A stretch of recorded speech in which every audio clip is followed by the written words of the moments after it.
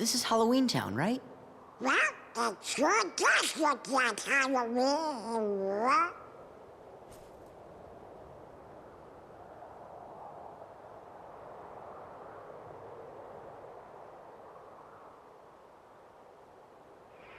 Wow! Yeah! Hey, it's Zero! How have you been, boy?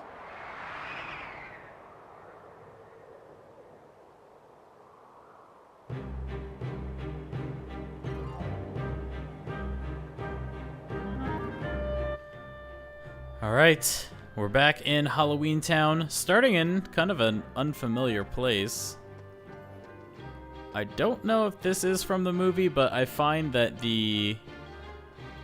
this version of Halloween Town seems more accurate to the movie than the Kingdom Hearts one was. So yeah, going back a little bit to the discussion of writing in Kingdom Hearts 2, looks like for Kingdom Hearts 2, they seem to have roughly the same amount of writers. It looks like there's a total of 5 for each. You've got Tetsuya Nomura, obviously, Jun Akiyama, Keiko Nobumoto, Kazushige Nojima, and Daisuke Watanabe. And that's Kingdom Hearts 1.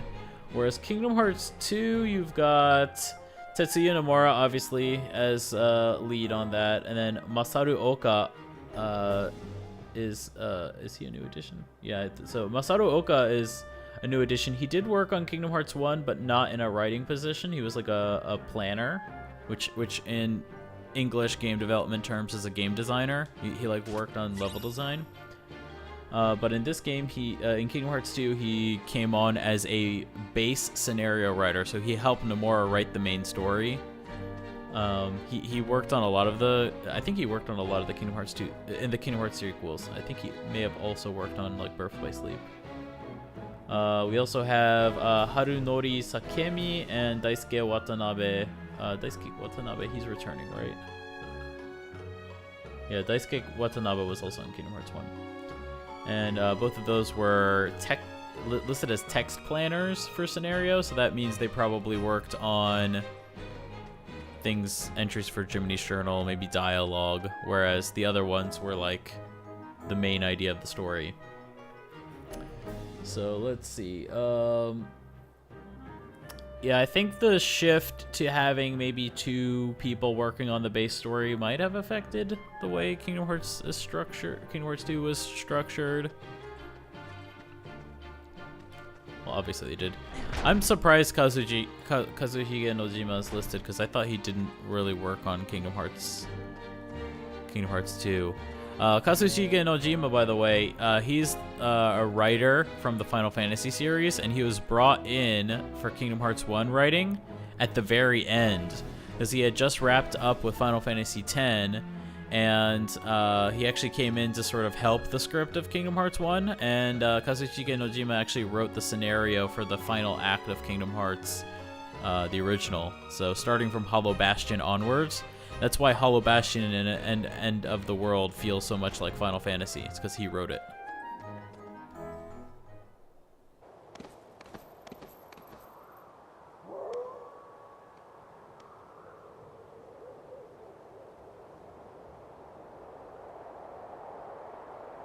What's that for? It's Jack!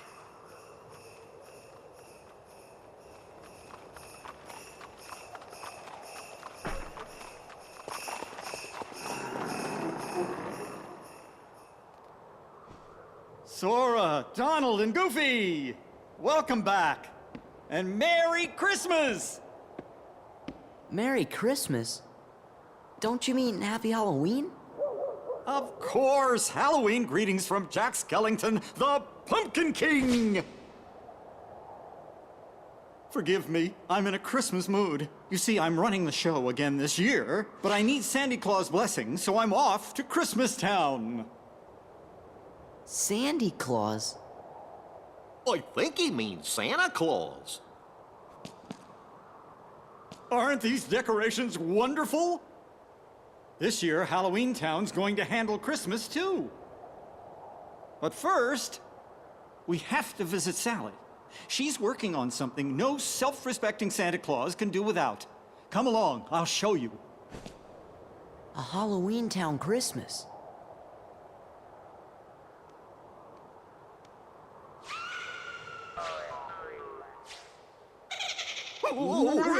Wanna go check it out?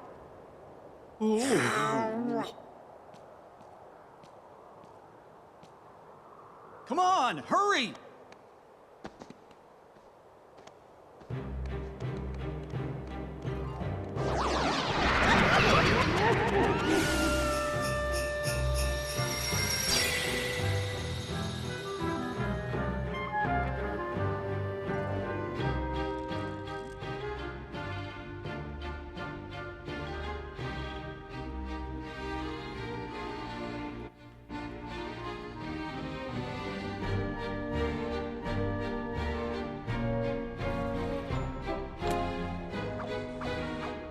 Hello, Doctor. Where's Sally? Can't you see that I'm in the middle of an experiment?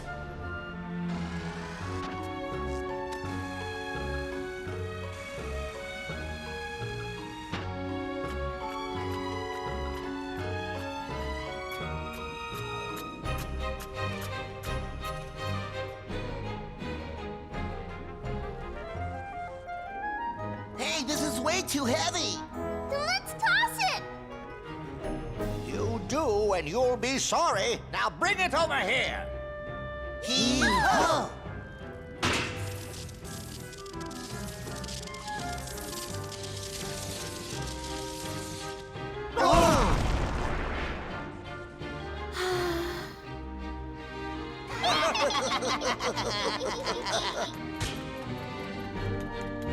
Imbeciles! Now my experiment is ruined!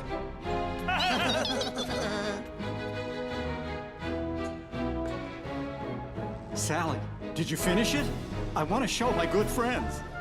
I'm sorry, Jack. I need a little bit more time. Oh. Well, that's all right. Just as long as it's ready for Christmas. But, Jack... I'd best be off. I've got to go get Sandy Claus right away. Wonderful to see you again. Goodbye for now. Go get Santa Claus. Please, Sora. I'm afraid something terrible will happen if Jack goes through with this. You can say that again. Sora?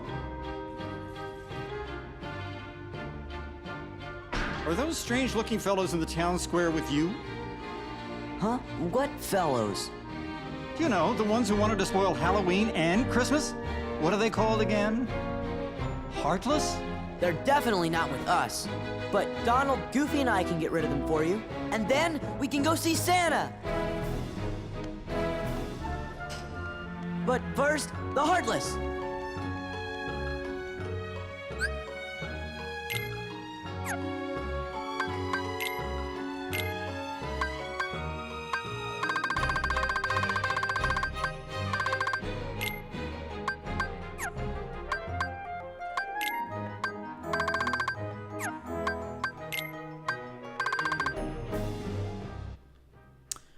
Alrighty, we're back. So, this world, you know, in Kingdom Hearts 2, I guess the quote-unquote surprise, or I guess you call it experimental world. The most experimental world is probably Pirates of the Caribbean, because, you know, they were tackling a live-action movie for the first time. So that, I guess that's how you would say, you know, that was one that sort of stood out. It seems like most Kingdom Hearts games will have at least one world that is like the experimental one, the one that, you know, will catch you off guard.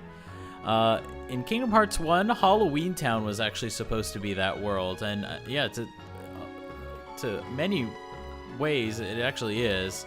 So something different about Halloween Town from other Kingdom Hearts worlds, or at least, you know, back in Kingdom Hearts 1, was that in Kingdom Hearts 1, all the textures are based off of photos. Which is actually very common. Actually, like many games around the time Kingdom Hearts came out did that. Like, it's not a atypical thing to do. But for Kingdom Hearts, because it's so stylized, to use real-life photos as textures kind of gives it a different feeling to it. And the reason they wanted to do that was because they wanted it to sort of feel like the original stop-motion puppets that they had. Because, you know, the real game was like that. Or the real movie was like that. Now hear this, you fiends! Leave Halloween Town at once, by order of the mayor! Jack, where are you? I'm only an elected official. I can't handle this by myself! Jack! We're on it. All right. And yeah, another claim to fame, I guess you could say, for this world was that, yeah, all the Heartless also get the same treatment. All the Heartless have special textures just for this world. All the Keyblades, obviously the costume has to change. Sora's wearing a Halloween costume. Like, they really went all out with this particular world. I guess for Kingdom Hearts 1, you know, Atlantica also fits the bill a little bit, you know, because they had to give Sora a new costume for it. But this is the one that was the most all-encompassing. Like, literally everything has unique textures just for this world.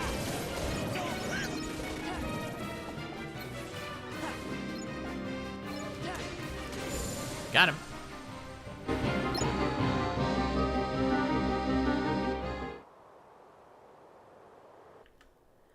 How is Santa Claus supposed to relax with all this going on? That's it, fellows. Santa Claus needs bodyguards. Are you up to the task? Yeah!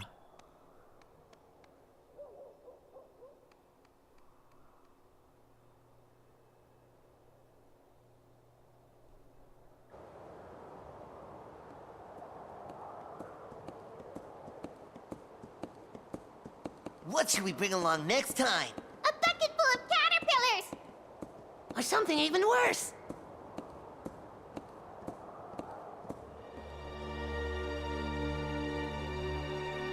Who's that? Some old hag? Silence. A witch?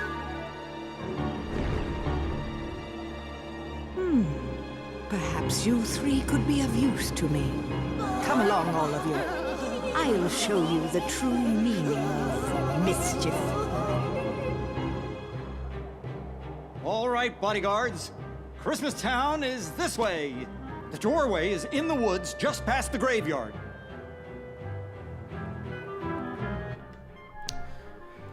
All right, let us carry on. But before, let's have a look to see if there's any things of note. I mean, Kingdom Hearts 1, the layout of the main town was very accurate, but this is the most accurate. I think this is pretty much, you know, as accurate as you can get for Halloween Town in terms of, like, layout. It would be pretty nice to see it again in Kingdom Hearts 3. Obviously, they're probably not going to go back to it. There's not really much to cover for this, but I'd love to see it again. And I don't know how it would pan out, but something I would like to see is, I guess the best way to describe it is maybe more jerky animations, like lower frame rate. So it would match more to the movie. I don't know how it would work. I mean, for movement, it's got to be smooth, of course, because, like, that's gameplay. But in terms of, like facial, I guess it would be for facial animation. It would be cool if the facial animation was a bit more, you know, less smooth. Like, it would just be pose to pose and not blended frames. Because the way Nightmare Before Christmas worked was that all the characters, for pretty much every mouth position, they had a head for that. And basically every frame, they would swap it out. Or maybe not every frame, but, like, you know, to the lip sync, they would swap out heads. And that's what gave it that look. was, you know, they didn't have infinite number of heads, so, you know, some of the poses weren't as smooth as they probably could have been. And, you know, it kind of adds character to it. But in this, you know, the way Jack moves, you know, I guess now it looks kind of herky-jerky because it's only opening his mouth and closing it, but it's perfectly blended. It's not like, it's not framey, if you get my meaning. You know, it's operating at 60 FPS, even though it's a simple animation. It should not be operating at 60 FPS. It should probably be operating at like 15.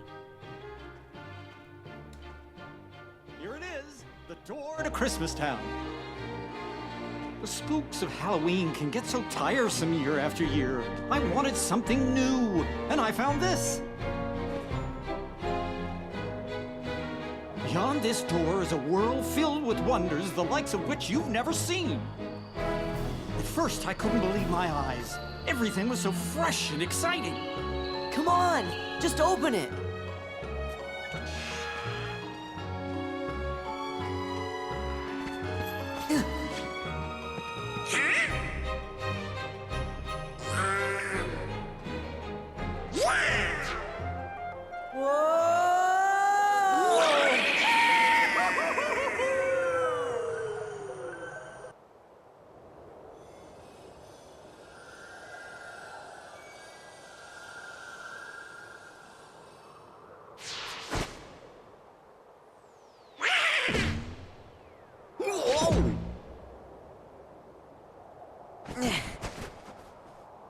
Cool.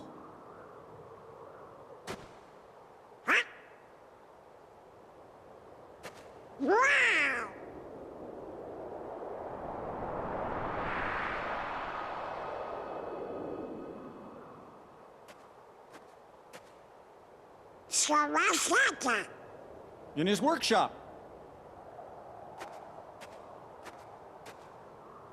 Shall we?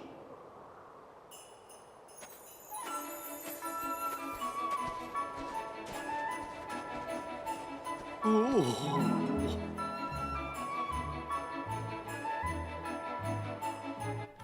All right, so here we are in Christmas Town.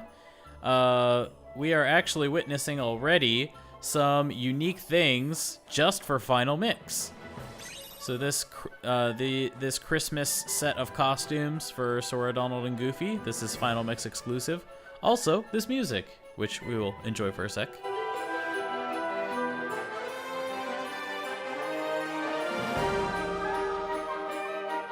So for Kingdom Hearts 2 Final Mix, they brought Yoko Shimomura back to compose the main theme and the battle theme for this world that, yeah, didn't exist in the original release of Kingdom Hearts 2. So that just goes to show you, releasing games in quote-unquote incomplete state is not exclusive to the current era. Kingdom Hearts 2 did the same thing, but the nice thing about how Kingdom Hearts 2 handled it is they released it all at once. It was in one package, and that package was massive.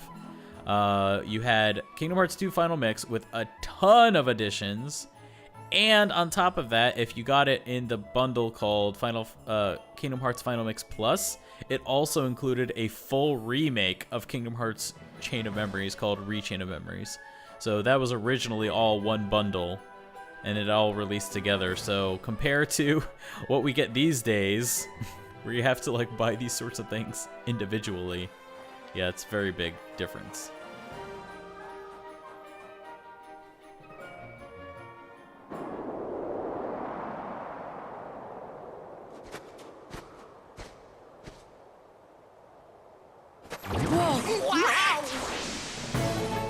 Here too?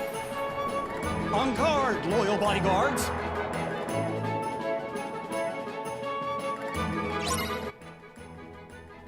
Hello, Love Disney. How's it going? Yep, we're playing really early.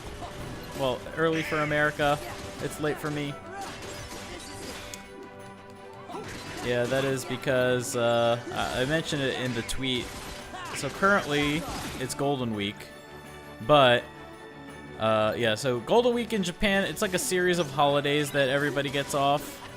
But you know, in typical Japanese fashion, you can't have a week off without, you know, having some days that you have to work too. Christmas is in big trouble. Gorge, we can't let anything bad happen to Christmas. That's where Santa Claus lives.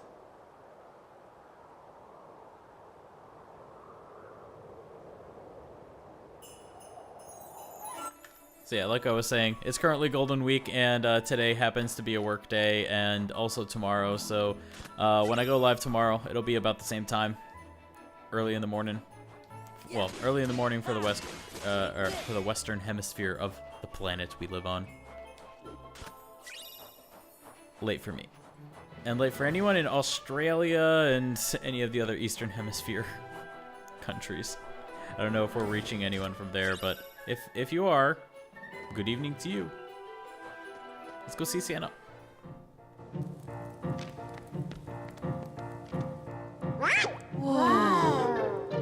Well, hello everyone.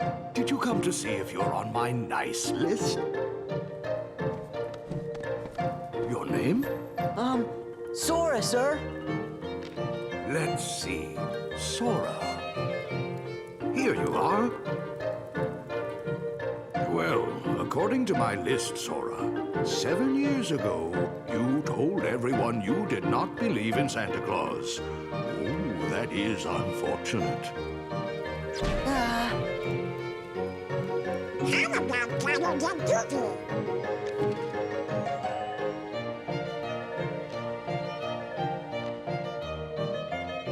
Oh, boy! Am I on your list too by any chance? It's me, Jack. Jack Skellington?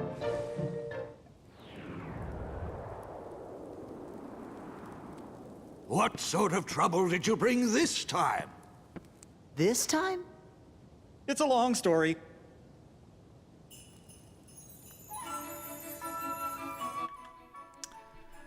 Alrighty, so I hope you guys enjoyed that cutscene, because that is one of the few moments that in Kingdom Hearts 2 where we get a tiny bit of character development for Sora from a Kingdom Hearts world.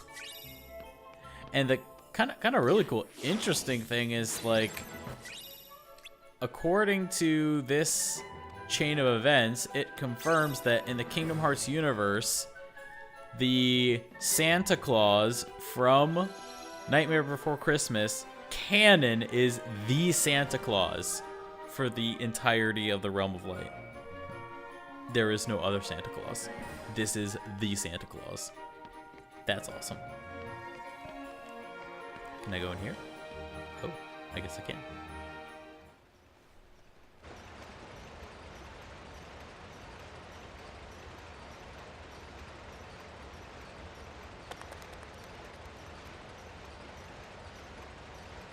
Why do we have to hide? Silence. Well, this is a pleasant surprise. That fool Jack brought Sora and the others with him. Now we can deal with all of them at once. What do you want us to do? Who's there? Busted!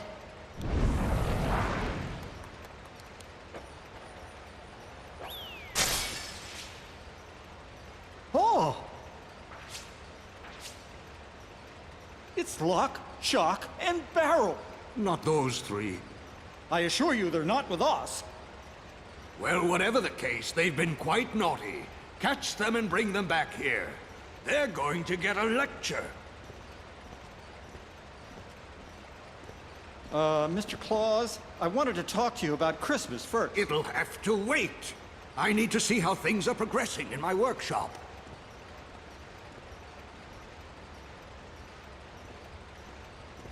Come on, Jack. Let's catch those little pranksters. Oh, all right then.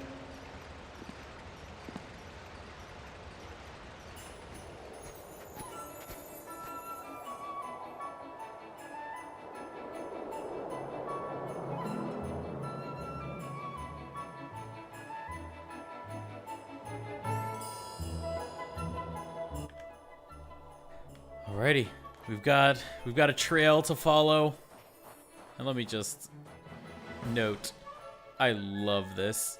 I love this texture. because it like shows so much detail. So they jump out, right? They jump out of the upstairs place, and then they land, and it sort of shows that they kind of like maybe fell a little bit and then struggled to get back up, and then started clambering down and then ran away. Like that shows that there was like a sign of a struggle. Let's see what it says. These footprints lead to those 3 kids. Oh, so they don't like talk about how there's a struggle, but clearly there's a struggle. Like you can see, like right here, there's like dragging feet. Like, oh man, it's all really good. I'm really into this sort of stuff. But you can see Sora's feet. Yeah, the dynamic footprints don't quite have the same oomph that these ones do. That being said, in a modern game engine, there's nothing stopping you from having footprints that look this good right here.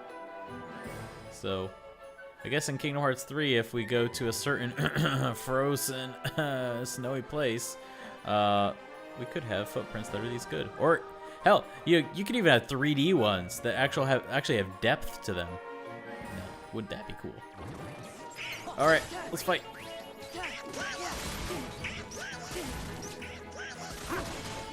All right, well I'm almost dead. Oh yeah.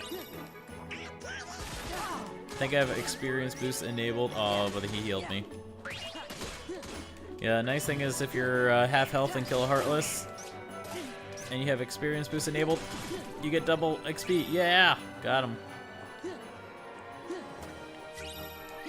I will heal myself though. How are we doing on levels? Still level 31. Okay.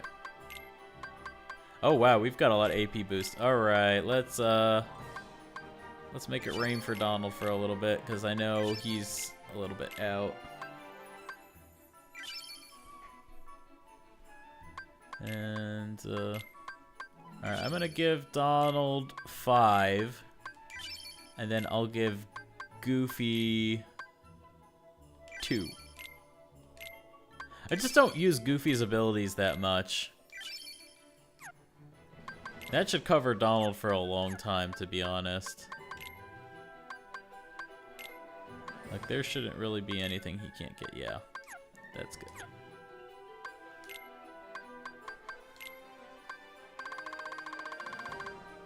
I don't know about you guys, but I just don't really use Goofy's abilities that often. Let's see, is there anything beautiful of note? I'd hate to walk and miss a beautiful thing, because obviously, I mean, obviously all this stuff is beautiful and taken from a Tim Burton movie, and you know, Tim Burton is a genius when it comes to art, of course. You already know. I mean, yeah, lighting-wise, it is very beautiful. You can, of course, see artifacts of something I talked about in a previous live stream. You can see how the light here is like very harshly polygonal looking. Like it kind of looks like half of a hexagon. That is not on accident. That is because they're using vertex per vertex lighting. So basically the lighting is being blended into the scene, not based on the pixel, not based on each pixel of this snow texture, but based off of the wireframe of the 3D model itself. So the lower polygon the 3D model is, the more angular looking the blend. That's why it looks so angular, because, you know, obviously this is originally a PS2 game, so the ground 3D model isn't that detailed.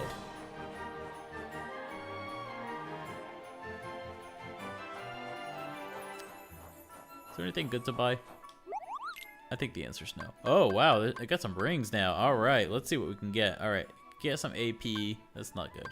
Oh, this aquamarine ring, though. I can get some strength. Oh, so this gives magic. Okay, I see. I see. Alright, I think I'll get like maybe one of these. Donald can have it, and then maybe like two of these. One for Sora, one for Goofy. Kind of thing. Oh, but Donald can have a couple of things. Oh, we're just swimming in stuff. Alright, what's good? Alright, aquamarine ring. What's Sora looking like? Alright, I think we can do a lot better than what we have. Alright, Sora's gonna get one for both, maybe? Maybe that's a good idea. Or should Sora should probably have double strength.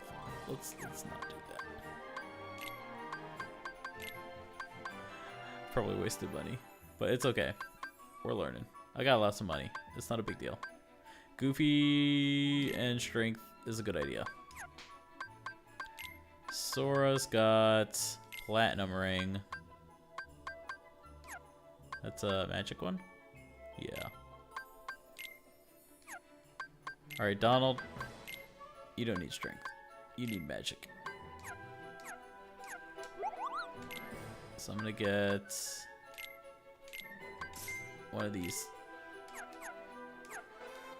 And that's gonna go to Sora. Right? Yeah, 2 aquamarine rings. And then I'll want one more of the platinum for Donald. Alright, so I'll buy that.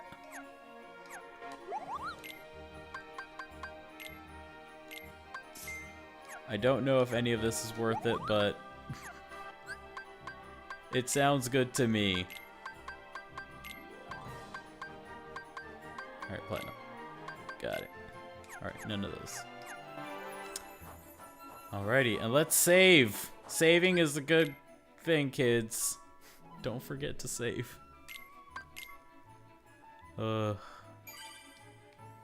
I talked about it on the podcast, but in preparation for this live stream, I did a full playthrough of the game, and I lost a lot of progress by not saving.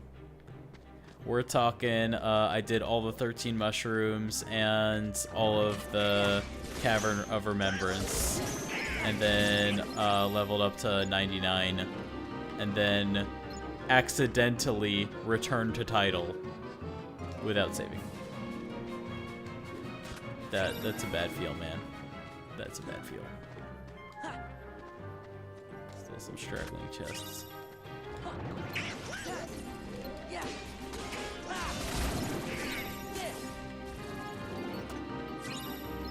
I think we're doing good with chests, though. Like, I'm not even trying that hard, but I think I'm getting them all. I was so looking forward to destroying that ridiculous Christmas town. But now that Sora and those imbeciles are here, I think a change of plan is called for. Revenge before pleasure, after all. What kind of revenge? The magnificent, malevolent kind, of course. That sounds really bad. Like Oogie's kind of bad. And that's super duper bad. Oogie Boogie? That bag of incensed insects? How intriguing. And where might I find him? Jack and his dumb, stupid friends destroyed him. Ah, yes. Now I remember. More intriguing still. I believe I'll bring your master back for you.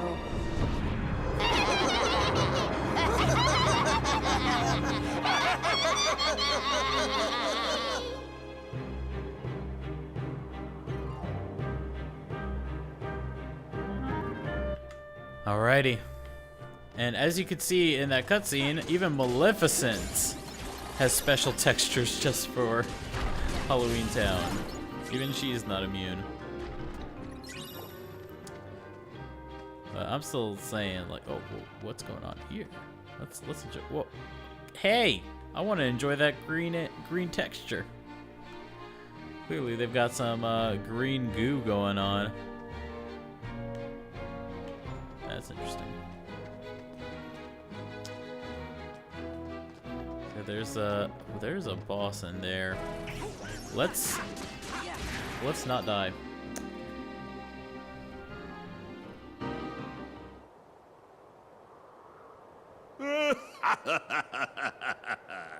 I feel like a million bugs. I really owe you one for this, Maleficent. Indeed you do, Oogie. Do you remember Sora, Donald, and Goofy? Do I remember them? Ah! You're too much! I'll never forget what they did to me. What was it they did to me? Squashed you like a bug. That sounds bad. And Jack helped. Even worse. They creamed ya. That's right. That's right! That's one thing I won't be forgetting anytime soon. It's the last thing I remember, and it's the only thing I'll remember until I teach those clowns not to mess with Mr. Oogie Boogie! Yes, that's right. That's the spirit. And I have the perfect plan already in mind. Have you ever heard of Christmas Town? Mr. Oogie, Wake up! Wake up! we want to see how bad you are. It seems he needs more time to recover. You three, stay here and keep Sora and the others occupied.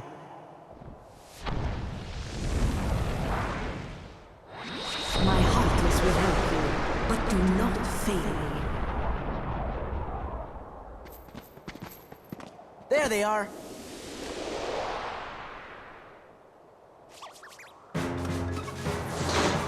Stop them! Tie him down. Get him!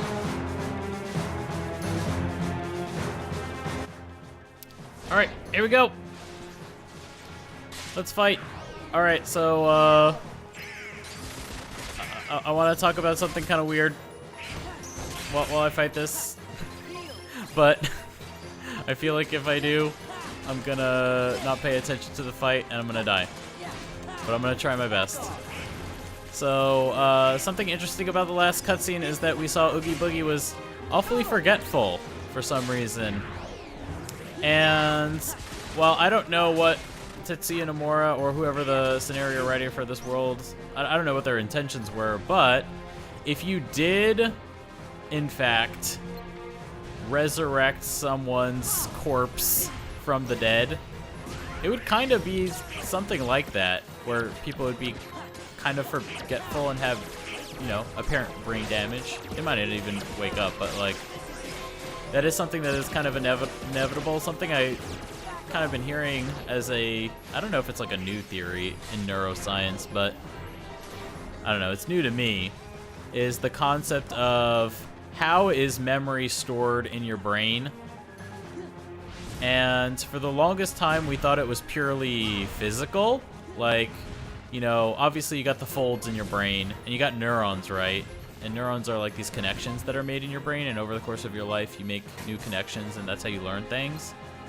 But you also got, and this is where it gets kind of new, what also matters apparently is the electrical impulses that are going in between those neurons.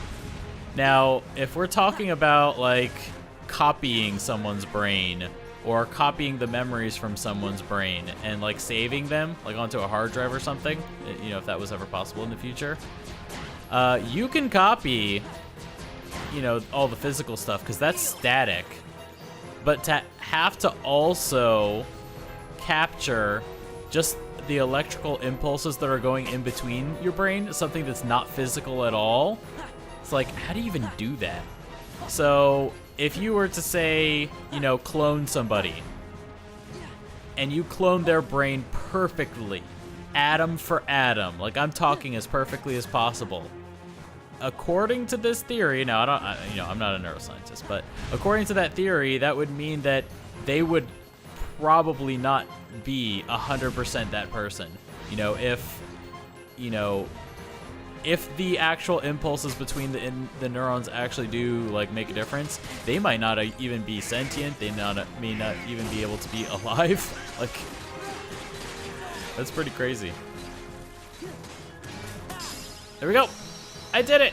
Even while talking about weird stuff.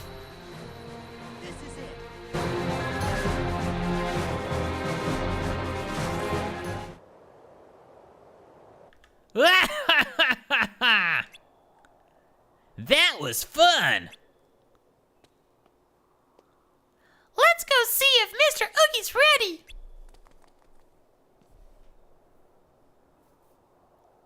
Oogie! Isn't he the one who tried to take over Halloween Town before?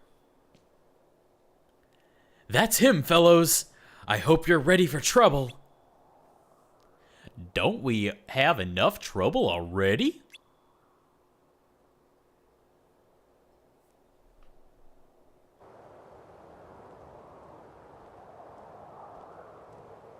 Confound it, now I've lost my way.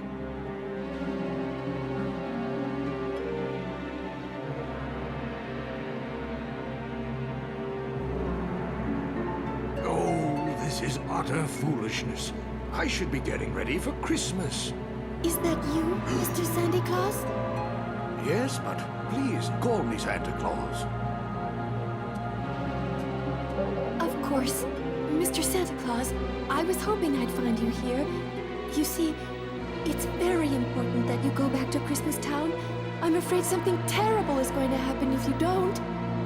Well, I am behind on my preparations. All right, tell Jack I'll be waiting for him at home. He had something to say to me about Christmas. But that's just it. Please, go home and lock the door. And if Jack knocks, don't open it. There.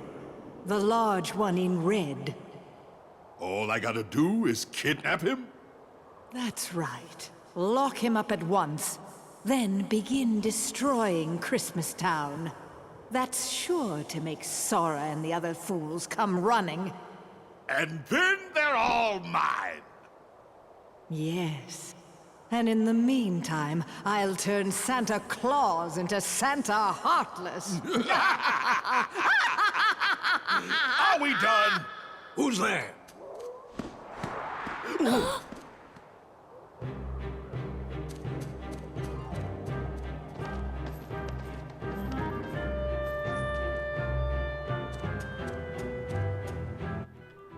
What's wrong, Sally? Jack, Oogie's kidnapped Santa Claus. Oh no!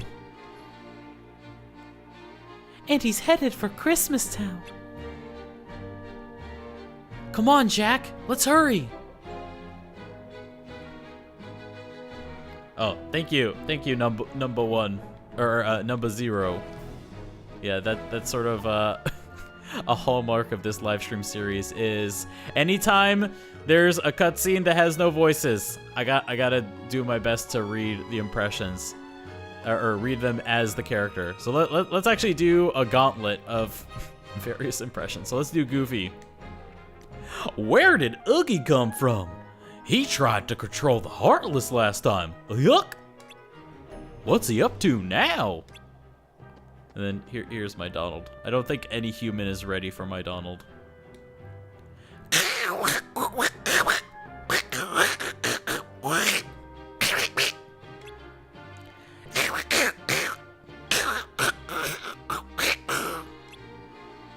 That's as good as it's gonna get.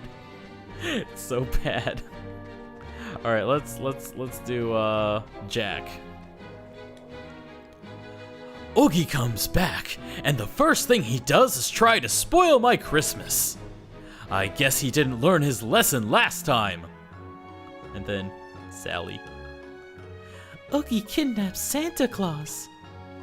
He went through the door in the hinterlands. You have to stop him. I'm just disappointed that I don't think I have a chance to read Oogie. I had a really good time doing his voice in Chain of Memories when we did that playthrough. Ah, lips smacking good. It's me, Oogie Boogie. Yeah, Oogie Boogie's my favorite. He's got kind of a New Orleans vibe to him. I guess that's sort of the intention.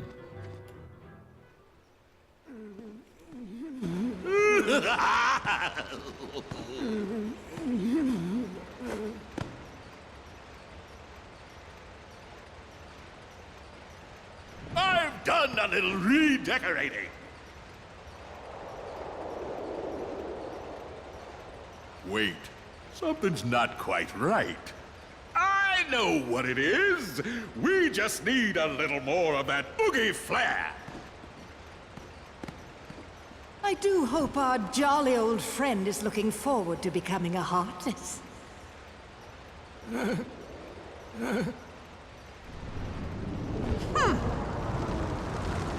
Oh, clumsy oaf! Are you still here? Why don't you oogie on back where you came from? You're cramping my style. Have you already forgotten who brought you back, you insolent bag of bugs? Sorry, can't remember a thing. Very well, you ingrate. You'll rue the day you spurned my help.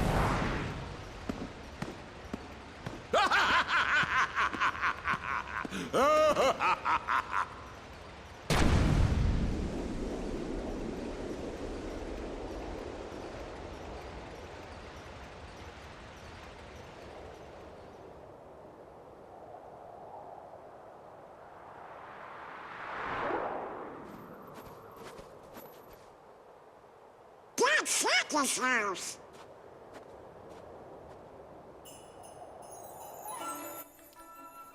So yeah, we can see Oogie Boogie still up to his old tricks, but also, in a way, again, going back to the whole resurrecting somebody from the dead thing, he's acting kind of like how I would expect that to go.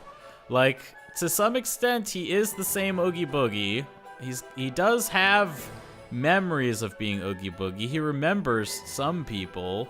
He remembers things core to his existence, but there's a lot of things he doesn't remember, and it's kind of affected him, you know, personality-wise. He's a lot clumsier. He doesn't seem to have... Seems a little bit out of sorts. Doesn't remember, you know, he remembers some things, but he doesn't remember other things he should. And that sort of gets into that collective theory of what things in your brain make up your memories. You know, there's physical components, but there's also like electrical aspects of it, which are just like electrons that happen to be floating around in your brain in a certain, like, I don't know, frequency, I guess. And that also contributes to what your memories are. So if he's lost that, then yeah, there's going to be some stuff that just doesn't work the way it did before. So I don't know if that, you know, that my understanding is that that particular theory of things is a little new, maybe. So I don't think Nomura particularly had that in mind, but I like Nomura or whoever's interpretation of what it would be like to resurrect Oogie Boogie, because I think that would be kind of what it would be like if you resurrected someone. Like, you know, people die all the time, and you think, like, man, it would be great to have them back. But if you think more practically, like, you know, once they're gone, and this is actually true in, like, the hospital as well. Like, when you, when somebody goes into a coma for a while, and they are considered, like, legally dead, and you resuscitate, if you're able to resuscitate them, like, as they say, the lights are on, but nobody's home. It's kind of that feeling, and I think maybe that has something to do with it. Also, we're talking about this before, back in Beast Castle, but you can see this fire here. It's using the same sort of effect as the fireplace in Beast Castle. This is also so far the second fireplace we've seen in this game. And I just love, let's just enjoy the lighting of the scene, because Kingdom Hearts 2 lighting, again, I'm telling you, the lighting in Kingdom Hearts 2, don't sleep on it, because it's really, really good if you really, like, take a chance to, like, look at it, because, like, it propagates, like, for a PS2 game very naturally. And if you look, you know, obviously this side of the room, it's got the light, it's a lot brighter, and this side of the room, a lot darker. It's you know, it's in shadow, like. That was another thing that I brought up before, is that because of the technique that they're using to light the room, which is you know, they've got baked lighting. That means that the lighting was It's not being generated currently by the PS4, and it wasn't being generated by the PS2 either back in the day. It was rendered on a computer, pre-rendered, and then exported out as a texture, and then applied to the room after that. So we're really just seeing a picture of lighting that was rendered on a much more powerful computer, and that's why it looks so nice. But that also means that it can't change. This lighting is completely static. If you were to move those lights, if I were to take this lamp and put it right here, the blob of light that is on the wall would still stay, because, you know, it's not being rendered by the PS2. It's just a picture of lighting. So it's also here. Beautiful. All right, let's go. I'm also slightly stalling because I remember this fight is... I had trouble with this fight in testing. Hopefully I don't die. Here's to not dying. Let's don't die.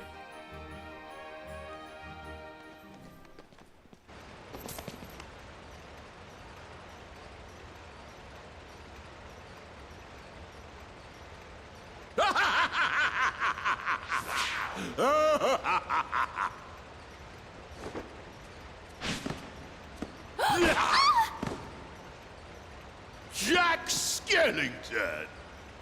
Oogie! You and I have a score to settle, Jack. Same goes for your little sidekicks. What are you planning to do with Sandy Claus? Who? Sandy Claus? I don't know what you're talking about. And why is this roly-poly red guy here? Time to go, Grandpa!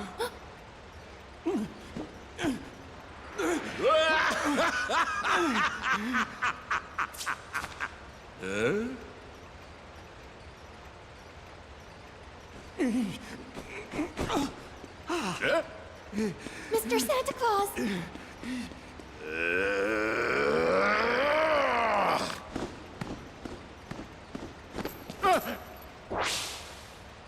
Why, you... Ha!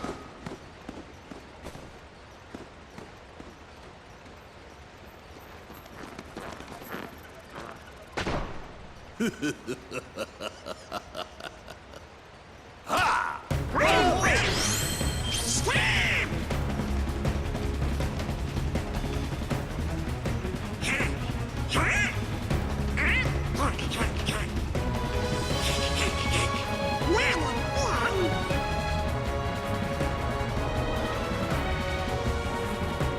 Nice view from up here.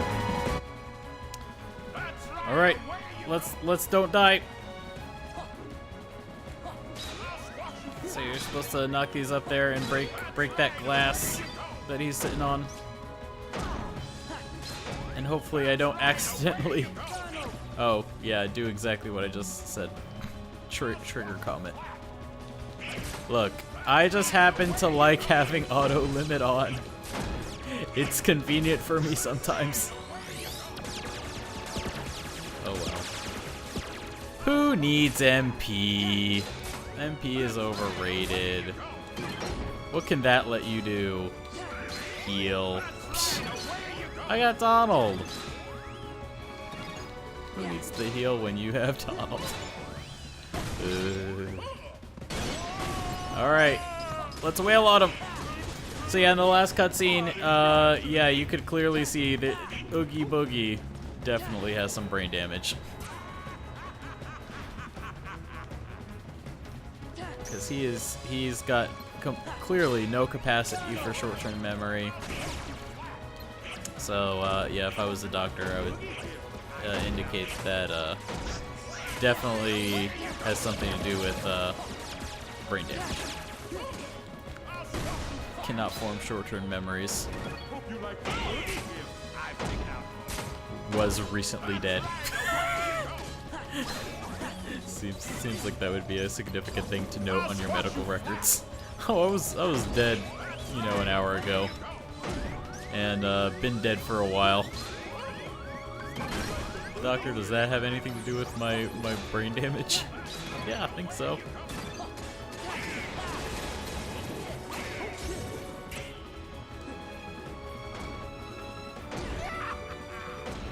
Yeah, experts say a leading cause of brain damage is being dead.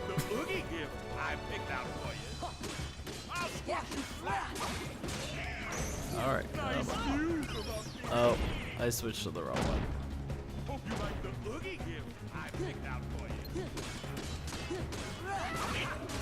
Alright, come on, let's switch. Okay, now. Alright, now we're cooking with bacon grease. Let's do it. Alright, we're doing good.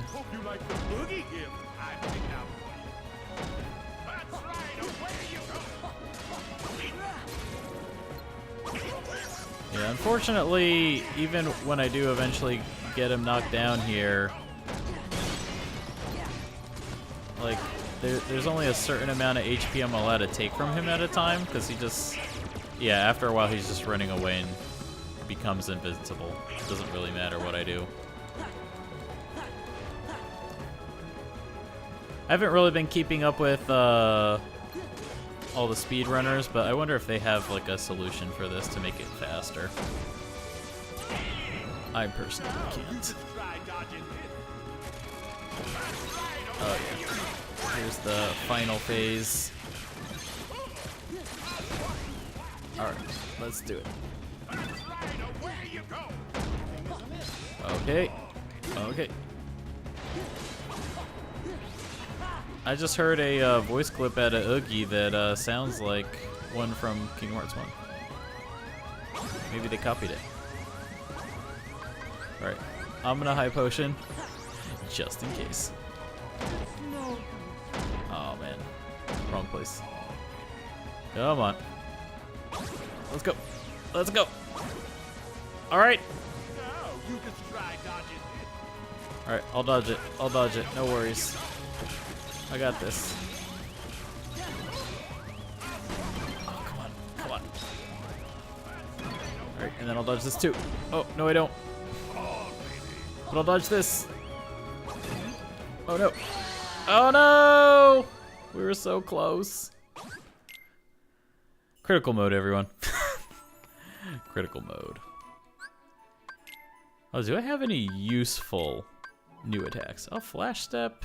I don't think that's particularly useful. I don't think that would have helped me. I was hitting Oogie just fine.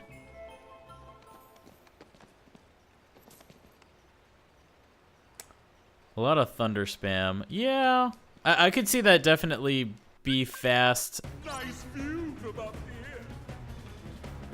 That's right, away you go. But yeah, it would have to be definitely the garden variety normal thunder, not Thundara or Thundaga. I wonder if it also depends on, well obviously it will, depend on my magic stat, which I do not think is very high right now. But yeah, doesn't it seem like the speedrunner answer to everything is just spam thunder? I'm oversimplifying, but it's like spam Magnega, Thunder, Reflega, that's like speedrunner 101 strats for Kingdom Hearts 2. Or at least that's what I've gathered. Oh, and pepper in a couple of summons. I wonder if a summon would help here. I mean, I do have Genie, right? Oh, jeez. I do have Genie. I don't know that Genie's useful here. I don't think he... does he heal me? Hope you like the Oogie gift I picked out for you. Alright, come on. Let's do it. Hope you like the Oogie gift I picked out for you. Alright, I'm just gonna ignore those. I'm just gonna ignore those. Alright, well maybe it was good that I didn't. Hope you like the Oogie gift I picked out for you. That's right, away you go.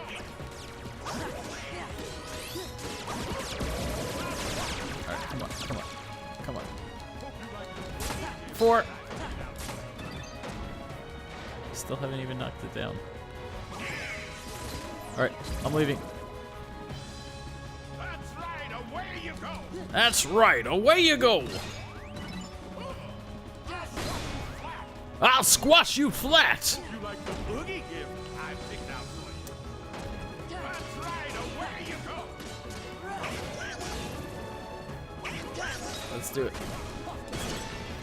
Okay, got him.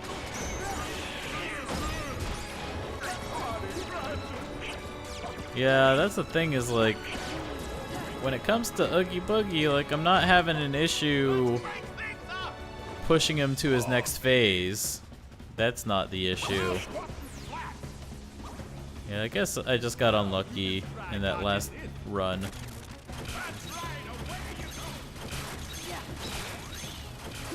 Okay. Alright, I'm gonna heal and dodge and 4 and 4.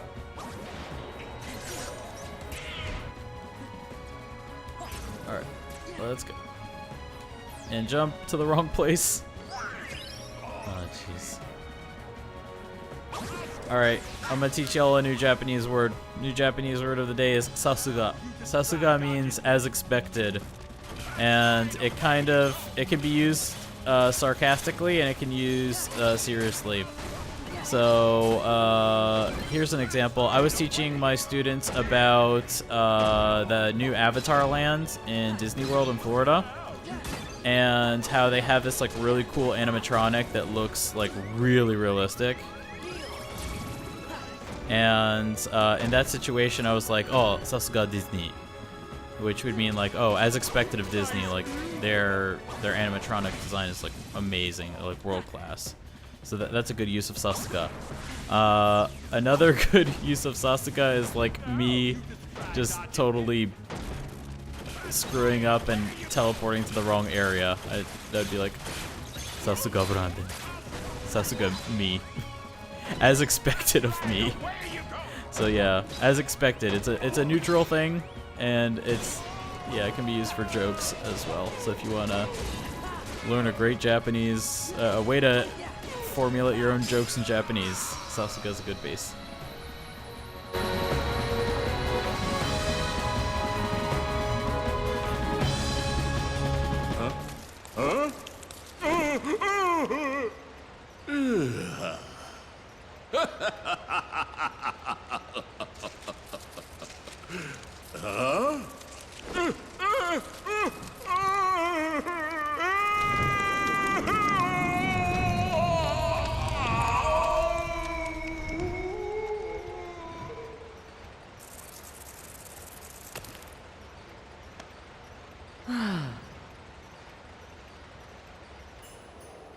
All right, Christmas is safe again.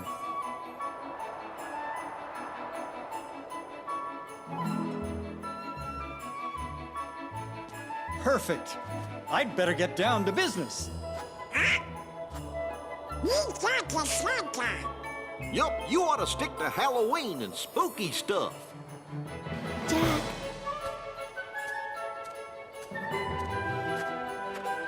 Here, it's done. Wonderful. Why, I love it. Thank you, Sally. Jack, do you really have to do this? But I make a splendid Santa Claus. Listen here, Jack Skellington. You saved me in Christmas as well, and for that I'm very grateful. But please promise you won't cause any more trouble. And about that suit, don't even think about taking over from me again. I just thought you could use a little help this year, Mr. Claus. You must be exhausted from all the preparations. And I wouldn't mind a second chance to get this Christmas thing right. Yes, being Santa Claus can be tiring. But let me tell you something, Jack. Seeing the happy faces of little children when they discover the presents I've brought them makes it all worthwhile, year after year after year. And you, Jack, you love to make them gasp and see them shiver with fright. What if someone tried to take all of that away from you? We both have very important jobs to do, Jack. Mine is to take care of Christmas, and yours is to take care of Halloween. So we each have to do the very best we can. After all, you're the face of Halloween, Mr. Jack Skellington, the Pumpkin King, the night of nightmares. And even though you're fascinated with Christmas, Jack, Halloween is your true specialty. Don't you see? Children rely on both of us to do our jobs. Halloween needs your attention, and I know Christmas needs mine. Urgently. You're right. I am the master of terror. And if Halloween has become too routine, all I have to do is think of something new that'll really make them scream. Jack! Oh, Jack! I've been looking for you everywhere. We must go over the plans for next Halloween. I can't do a thing without your approval. So true. Good luck, Jack Skellington.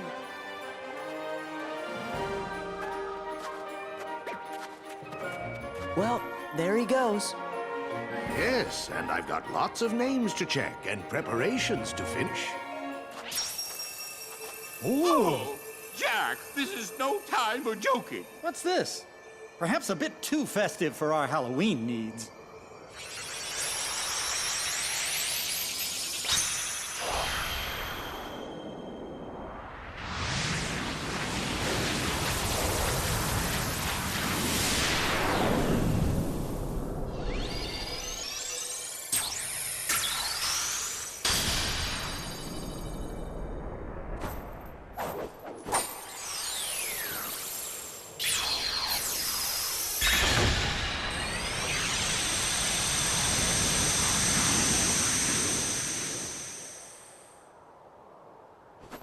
We better get going.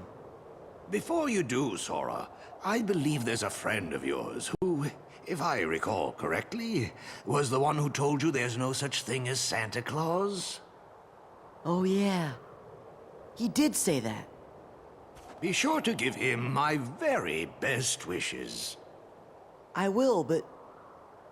do you know where I can find Riku? No, but don't give up. Remember, if you believe in Riku, you will find him. Just as you found me. Right.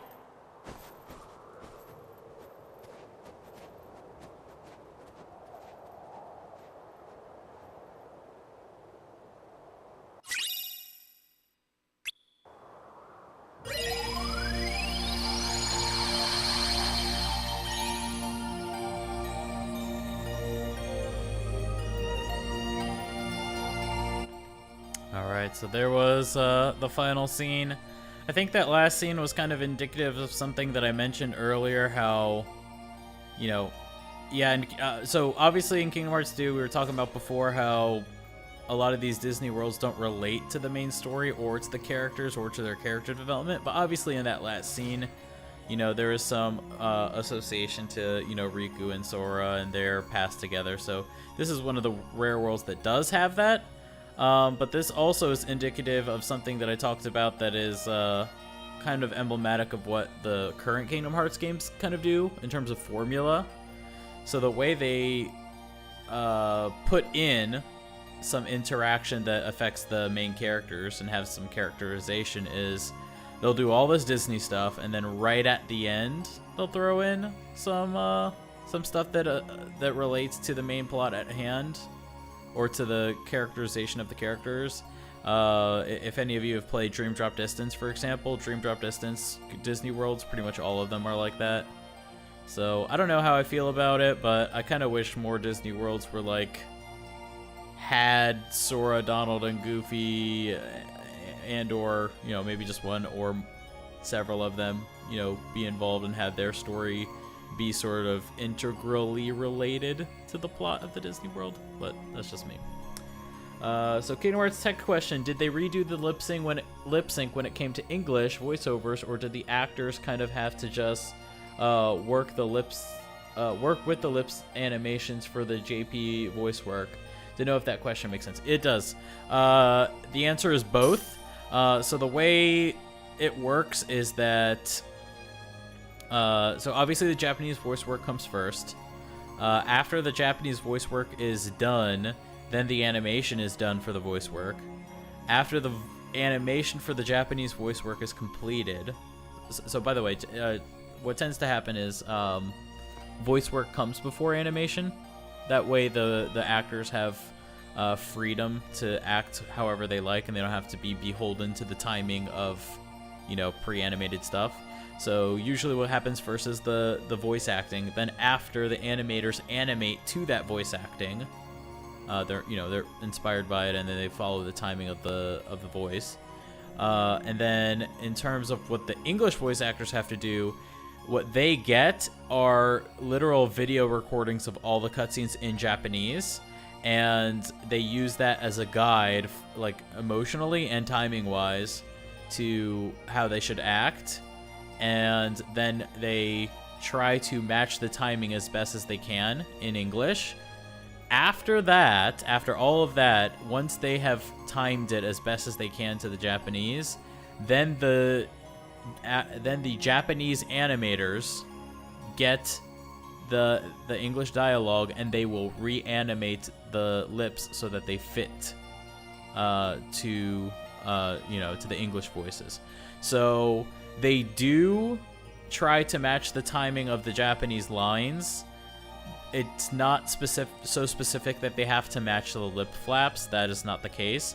But they do have to match the general timing, and the rule of thumb is it's got to be roughly the same length, but it's got to, at the very most, it has to be the same length. It can also be shorter, and actually it generally is better for the English voice actors to be shorter for some reason. I'm not too sure on the production side of things, but that is the coaching that they get on that. So yeah, it's actually both. So the English voice actors will hear the Japanese and see the Japanese, like, full animation, and then they will try to dub as best as they can over that to sort of make it match, even if, and it's actually some Kingdom Hearts games, they don't reanimate the lips. So for example, Chain of Memories, the lips aren't reanimated. They didn't have the budget for that for the English version. But for the numbered titles, and actually, like, even like the Osaka titles after Chain of Memories, so for example, Birth by Sleep and Dream Drop Distance, those have reanimated lips. So yeah, they'll hear and see the Japanese first, and then act to those scenes as best as they can, and then after that, the animators will come back in and do the final pass and make sure that the lips actually do match the English. Oh, hello, Penguin Mage 83. Welcome to the Kingdom Hearts Union Deep Dive stream. We're gonna do Lion King. And then, depending on how quickly, I don't know if I'll have time to do any more other than Lion King. I wanted to do Atlantica and Twilight Town, but that might have to wait until tomorrow. Which, by the way, we'll be streaming this all week. The archives are already on Twitch, of course, because they're just live right after the stream. The archives will also go on YouTube. I have just not had the time to upload them yet. I think I'll start doing that next week. Once the stream is done, so I guess there's an incentive for you to join on Twitch if you can. You'll get to see the stream as it goes.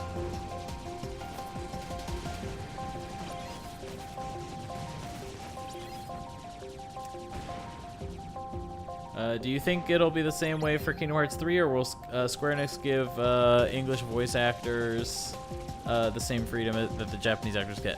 It'll be the same for Kingdom Hearts 3.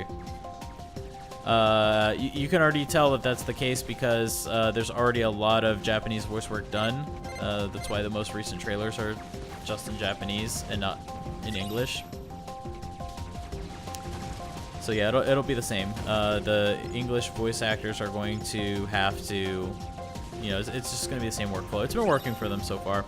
That being said, and actually that's generally how most Japanese games go, except Kingdom Hearts is actually one of the rare games that does get lip reanimation. And when I say rare, I just mean that it's high budget enough that it can get the lip reanimation. A lot of games don't have the budget for that.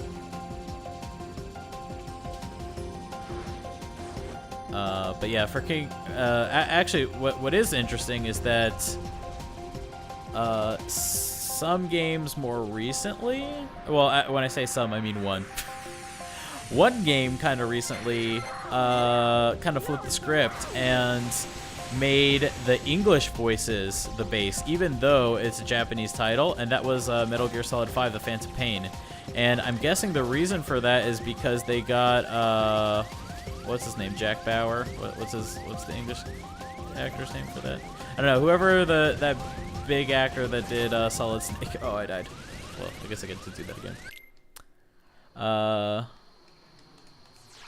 Yeah, whoever did Solid Snake. Yeah, he's a big actor. He was Jack Bauer in 24. Is it Jack Bauer? I've never watched 24. But yeah, because he's a big name actor, they I guess that's why that was part of the reason why they made English the #1. And actually for the first time, the Japanese voice actors for Metal Gear had to do the dubbing. Well, it's also it's not just that they were Hideo Kojima just decided to make English #1. It was also that nowadays they do performance capture, so they'll actually have the actors. They're not just capturing the voice; they're also capturing their facial expressions live. You know, they're doing motion capture on that, so they want it to match. And you know, if your English voice actors are more expensive and they're also professional like film actors, you should probably capture their face instead. So that's what they did. Fun fact, the Japanese voice actor for Solid Snake is the Japanese voice actor for Ansem. He is Akio Otsuka. So Akio Otsuka, that's the Japanese Solid Snake, and he's also the Japanese Ansem. What's also interesting is that Xehanort in Japan was voiced by Chikao Otsuka, which is Akio Otsuka's father. So actually, in real life, the voice of Ansem and the voice of Xehanort are father and son. Interesting. But that being said, Chikao Otsuka actually died. Unfortunately, he actually died the same year Leonard Nimoy died. So both Kingdom Hearts 3, both Xehanort in America and in Japan will have to get new voices because unfortunately both actors have passed away. Yeah, weird connection, right? Like, but I guess that's, you know, it's on purpose. You know, I guess Nomura casted them intentionally. Like that's sort of the image that he was going for, was that like he wanted them to sound related. Oh no, Sora, I'm surrounded. Alright, I'm gonna try to pay attention, but no promises that I'm not gonna die here. This is the bullet hell portion.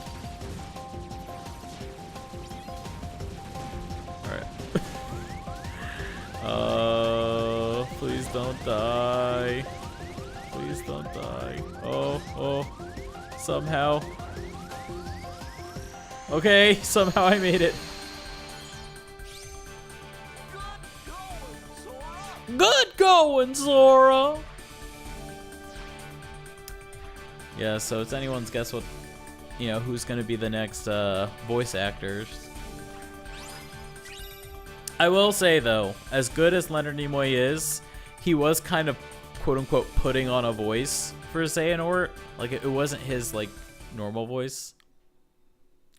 So I think they can probably find a decent sound-alike for Xehanort. I mean, it's the same thing for Diz / Ansem the Wise. Christopher Lee has since passed away, but in minor Kingdom Hearts titles, he was voiced by Corey Burton, I want to say. Corey Burton. Corey Burton is the guy who did Captain Hook in Kingdom Hearts 1. So, yeah, apparently Corey Burton's like an understudy of, or was an understudy of Christopher Lee. So he can do a really good Christopher Lee. So like that's why in a lot of the recent Kingdom Hearts games, if you didn't notice that it wasn't Christopher Lee, that means, you know, he was doing his job. So I think they'll probably be able to find a good sound alike. I'm just so sad they didn't find like more of a better voice match for Billy Zane for Ansem. I mean, Richard Epcar is good, but he just does not sound like Billy Zane, and like Billy Zane has such a characteristic voice, and it was so good for the character. I'm still salty about it.